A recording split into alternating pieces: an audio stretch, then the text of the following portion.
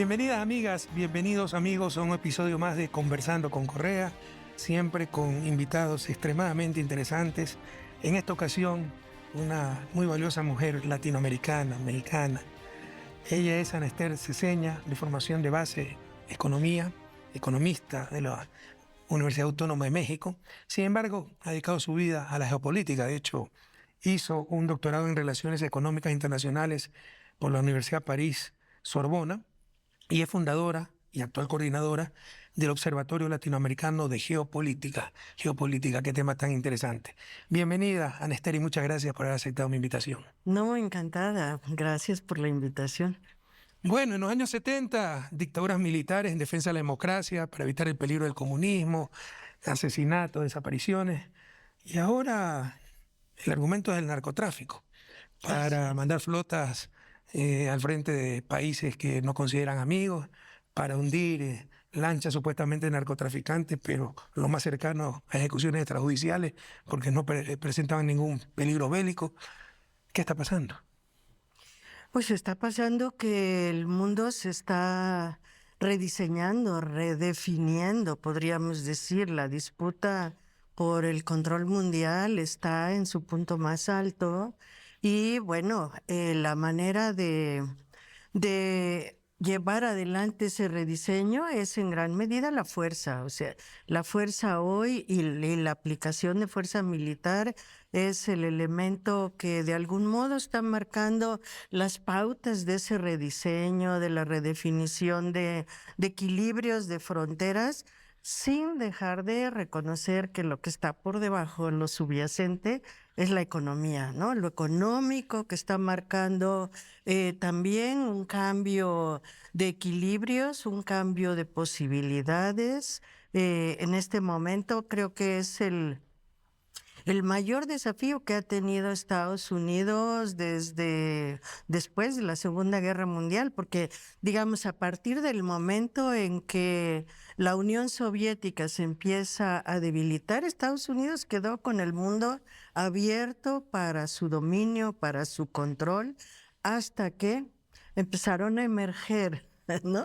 Poderes económicos distintos que de algún modo incluso crecieron hasta en coordinación con la economía de Estados Unidos, ¿no? China, por ejemplo, de algún modo creció también a través de la aceptación de inversiones norteamericanas en su país que le permitieron, no sé, mover un poco también sus propias circunstancias, aprender un poco de la manera como se organizaban los negocios norteamericanos, y a partir de ahí China salió adelante de una manera que nadie se esperaba, y mucho menos Estados Unidos, que sentía que tenía todo el control, todo el poder. Pero ese traspaso, al menos ese paso y ese periodo de unipolaridad, después de pasar de la bipolaridad, el derrumbe del muro de Berlín, a un mundo unipolar, en ese marco, ¿América Latina ganó o perdió? Pues yo creo que América Latina, como todas las partes del mundo, tuvieron un momento como de reacomodo. El problema cuando cae el muro de Berlín es que Estados Unidos queda realmente como la potencia. El fin de la historia. Sí, que fue muy fuerte. O sea, en América Latina hubo una derrota incluso moral muy, muy fuerte. Era cuando incluso en las universidades, por ejemplo, decían, ay, ya no hay que estudiar a Marx, eso es Ya las ideologías pasado. están superadas. Exacto. Y bueno, se abandonaron muchas cosas, se perdieron ilusiones, se perdió ese sueño de la utopía, ese vicio de la utopía. Y sí tuvo que haber un reacomodo porque además Estados Unidos logró apretar muy fuerte. Los territorios de América Latina para Estados Unidos son esenciales, ¿no? Es lo que ha permitido que mantenga la posición que tiene desde el punto de vista económico. Ha dispuesto de todo un continente para su beneficio, y en ese momento justo empezó a apretar mucho América Latina, ¿no? Habíamos pasado las dictaduras, estábamos en un momento, pues digamos, un poco de vuelta a la democracia en algunos lugares de América del Sur, y llega a Estados Unidos y vuelve a imponer condiciones y sobre todo condiciones económicas. Es un momento, por ejemplo, en que se despliega mucho el poder militar de Estados Unidos sobre el continente. Pero empezaron a perder, o sea, en América Latina empezaron a perder a partir de ese momento en que además hubo esa circunstancia de que llegaron gobiernos de otro tipo, con otras ideas. Entonces teníamos a Chávez en Venezuela, a Correa en Ecuador, a Kirchner en Argentina. O sea, eran aires un poco distintos. Se derrotó la pretensión del ALCA, se empezaron a eliminar bases militares o por lo menos ya no instalar nuevas bases militares. Eso fue algo muy importante que de algún modo cambió la manera como Estados Unidos intervenía en el continente. Y entonces pasó de intervenciones militares directas a estas otras como tipo golpes blandos, tipo lawfare, y entonces empieza el golpe en Honduras y luego se va trasladando y empieza a haber una serie de movimientos que ya eran menos fáciles de detectar, digamos a simple vista, pero que estaban anunciando un modo distinto de intervenir, pero sin dejar de intervenir. O sea, cambiaba la modalidad, pero estaban ahí presentes y, por ejemplo, en lugares como aquellos donde hay recursos muy valiosos, como el litio, bueno, Bolivia, ¿no? Lo han dicho claramente, ¿no? Nos Sí, interesa pues el litio, nos interesa los recursos naturales, son cuestiones de seguridad nacional de Estados Unidos. el petróleo de Venezuela, esas son las razones de los movimientos que hace Estados Unidos en el continente. Y hoy, como decías hace un momento, ¿no? Ya no van contra el comunismo, ahora van contra el narcoterrorismo. Y todo O líder sea, de izquierda es narcopolítico. Entonces, ahí o sea, sí, siempre la son estas narrativa y figuras. crean consenso y luego consentimiento para cualquier cosa. Así es.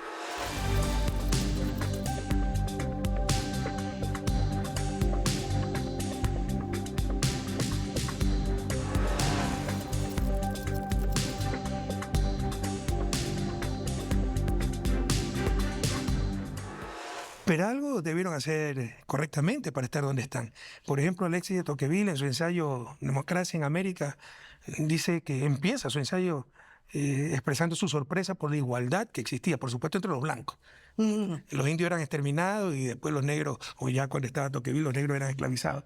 Pero entre la población blanca, la gran mayoría de la población, había una igualdad impresionante, igualdad de oportunidades, igualdad ante la ley, etcétera. Entonces, igualdad que nunca ha habido en América Latina, porque la independencia Así no es. cambió las estructuras verticales de la colonia. Así, eso es cierto, ¿no? O sea, en todos nuestros países la colonia se ha mantenido hasta la fecha, yo diría. Las estructuras coloniales no las hemos resuelto, eso es verdad. Y ellos sí las resolvieron a través del exterminio, de algún modo, ¿no? Pero han hecho bien muchas cosas. Mira, por ejemplo, yo he estudiado mucho el desarrollo de DARPA, que es el Centro de Investigación y Desarrollo del el Ejército de Estados Unidos, de la Defensa.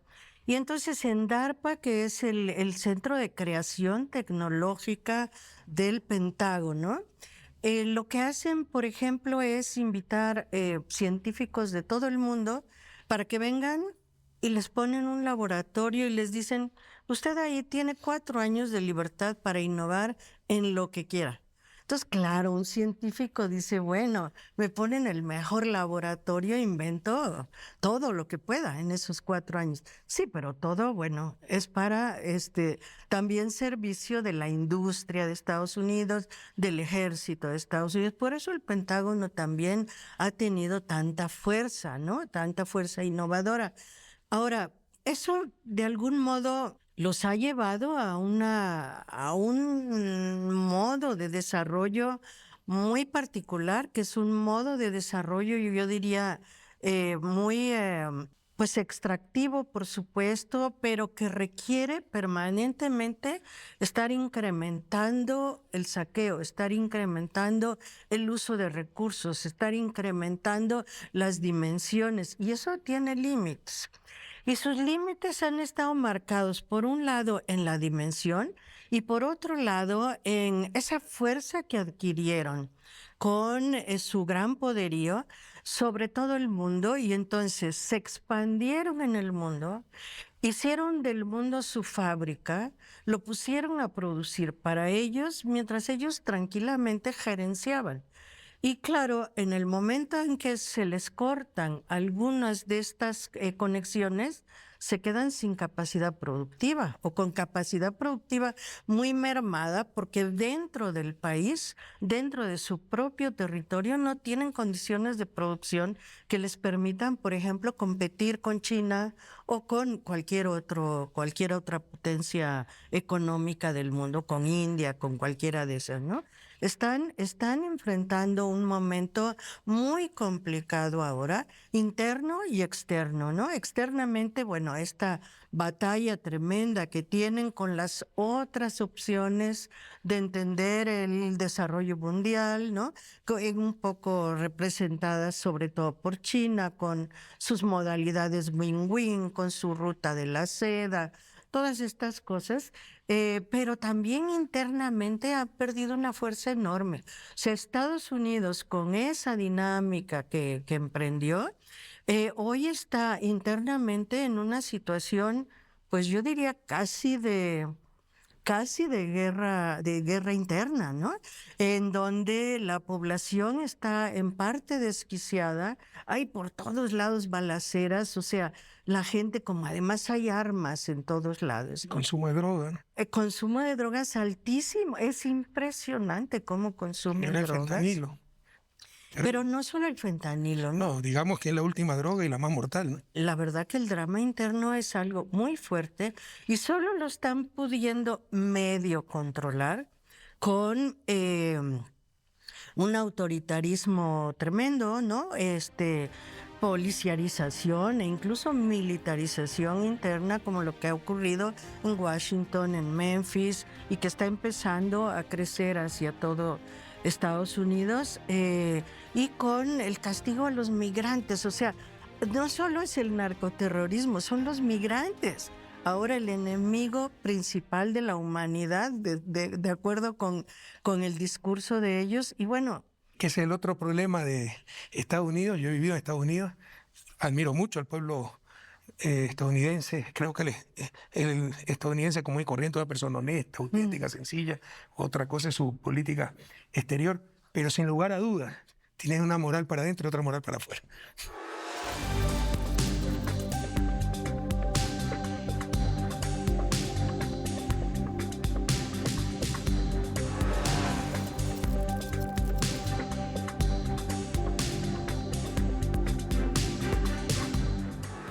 Aunque la presidenta Sheinbaum ha dicho que está totalmente descartado, ¿tú ves posible una intervención militar de Estados Unidos y México bajo el argumento de la lucha contra el narcotráfico?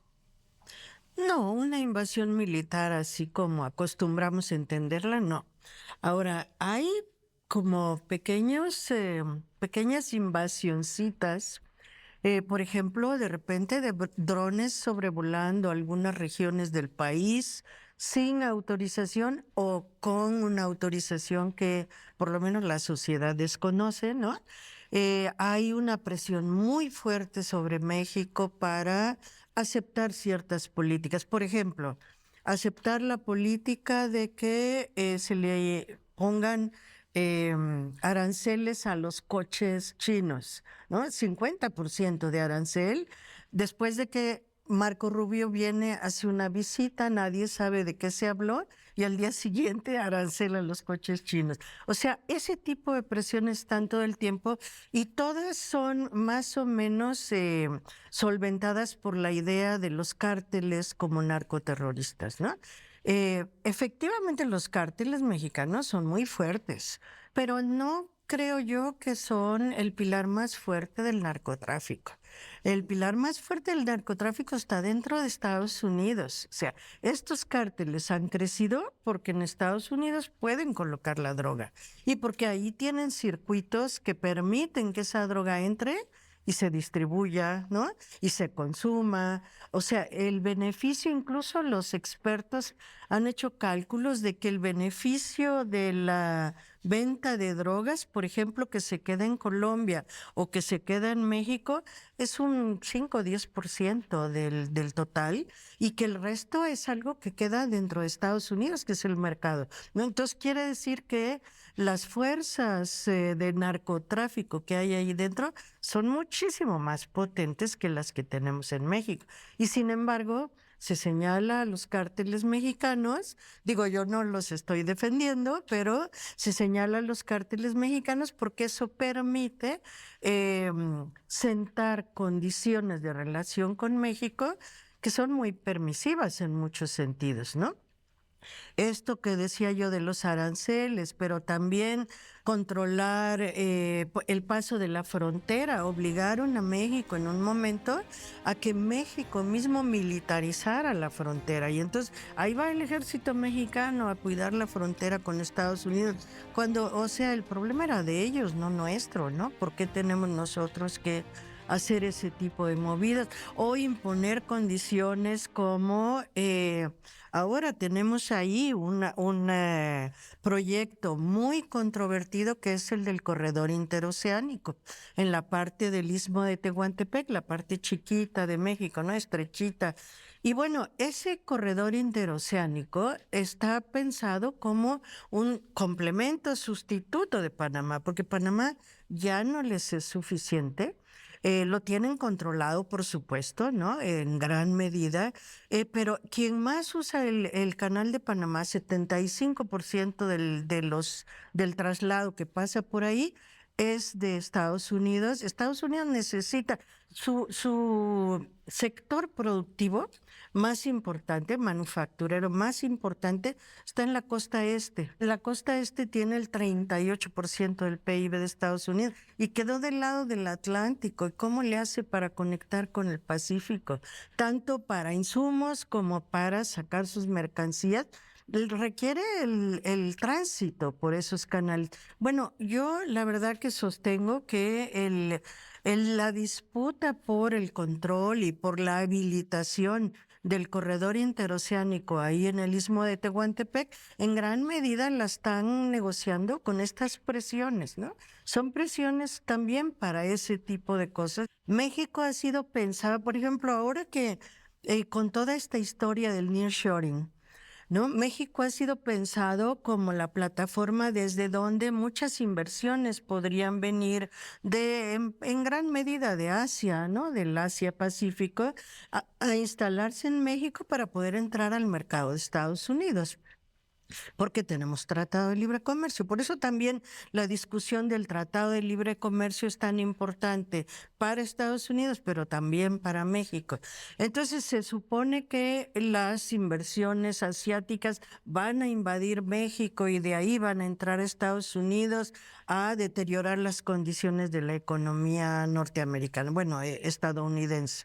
Y con ese discurso también es que están entrando y dicen, bueno, sí, no entramos a controlar al narcotráfico, pero entonces pongan límites a las condiciones económicas. Y entonces, esas inversiones no pueden, digamos, México no puede ser la plataforma desde donde China nos invada económicamente. Esa es una de las grandes preocupaciones de Estados Unidos. Yo no digo de Trump incluso, porque Trump no deja de ser más que un agente, ¿no? Con una vida un tipo bastante primario, bastante básico, pero que refleja en esencia el pensamiento dominante. Sí, ¿no?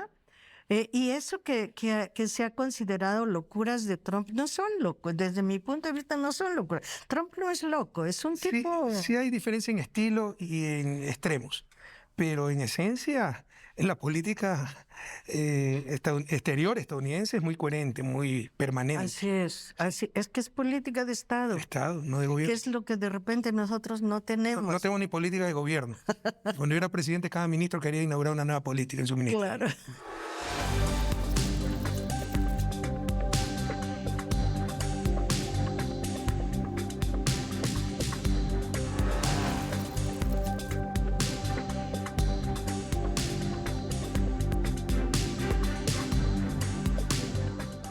En todo caso, sobre la lucha contra las drogas, sí, una gran interrogante, ¿por qué reprimir? Y está bien, bueno, entre comillas, no está bien, pero asumamos como hipótesis temporal que está bien. La represión a la producción. ¿Por qué no reprimen en la misma medida el consumo? De hecho, 3 presidentes estadounidenses vivos han reconocido que consumieron drogas, ¿no? Clinton, Obama y Bush. Entonces, tal vez ahí está la respuesta de por qué no reprimen el consumo dentro de su propio país. Claro, porque si no, ¿ellos qué van a hacer? Es como decía, siempre repito esta anécdota.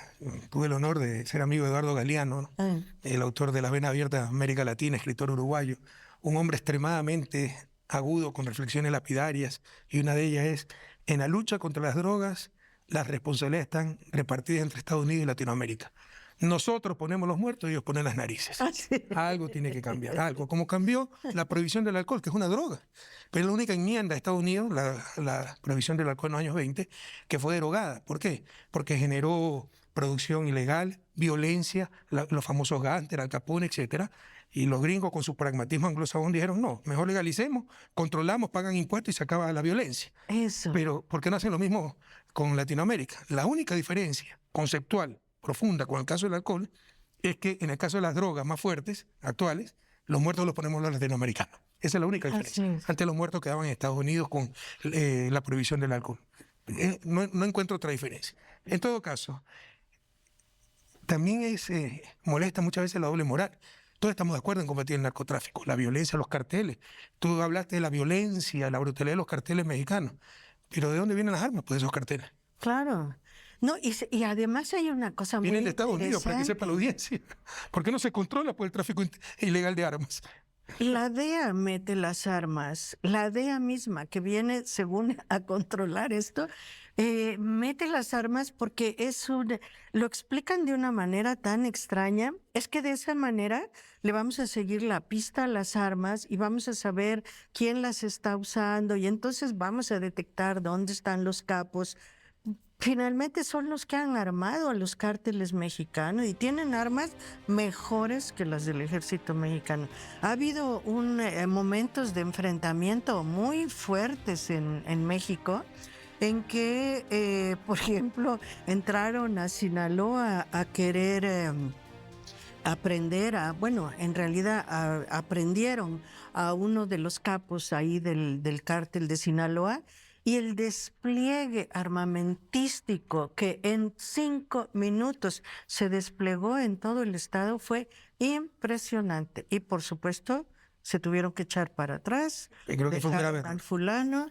Bueno, es muy fácil ser general después de la batalla, ver los toros de lejos, pero yo creo que fue un error. Y un grave. El Estado no puede someterse a esas cosas. No puede someterse, pero tampoco puede generar una guerra interna. O sea, ahí el error me parece... ¿Cuántas guerras se van a generar en el futuro por haber permitido aquello? Pero a mí me parece que el error fue entrar a querer atrapar a esta gente de esa manera. Tenían que haberlo pensado bien. Se necesita estrategia para todas esas cosas. En eso tienes razón. ¿No? Pero dado el hecho, haber retrocedido, que el Estado se rinda ante la violencia de fue mafias criminales, complicado. es terrible. Pues fue una aceptación, ¿no?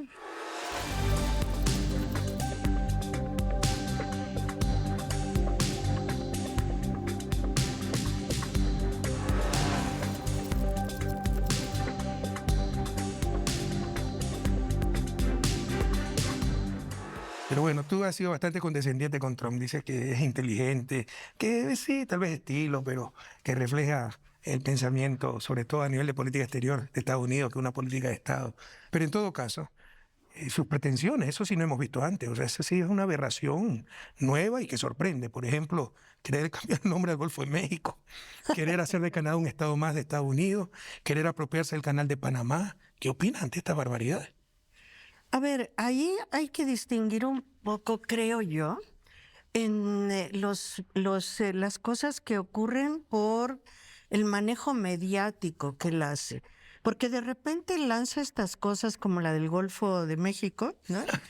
en momentos en que quiere tapar algo que está ocurriendo. En comunicación se llama estrategia de la caja china. Crear un escándalo para tapar otro. Exacto, eso. Sí. O sea, eso lo hace mucho Trump. Trump es muy bueno para manejar los medios, ¿no? Entonces lo desquicia también, o sea, empieza a hacer cosas que parecen locas y que entonces distraen la atención, pero de maneras distintas. Entonces, alguien se va a fijar en esto. Son estrategias que funcionan en el corto plazo y tal vez una, dos veces, pocas veces, pero no puede funcionar siempre. No pueden funcionar. Si lo de Epstein le va a costar muy caro. ¿Te imaginas? O sea, un presidente de Estados Unidos relacionado con Epstein, un pedófilo. Sí. O sea, eso es un escándalo inaceptable, símbolo de decadencia. Es parte de la decadencia, sí. Es parte de la crisis en la que está Estados Unidos, la sociedad misma, ¿no? ¿Cómo están pensando que MAGA pueda ser la solución? O sea, MAGA tiene un sentido muy, desde mi punto de vista, muy Make America pertinente. Great Again, MAGA. Es Sí, que la audiencia tal vez no conoce qué significa MAGA, ¿no? Make America Great Again.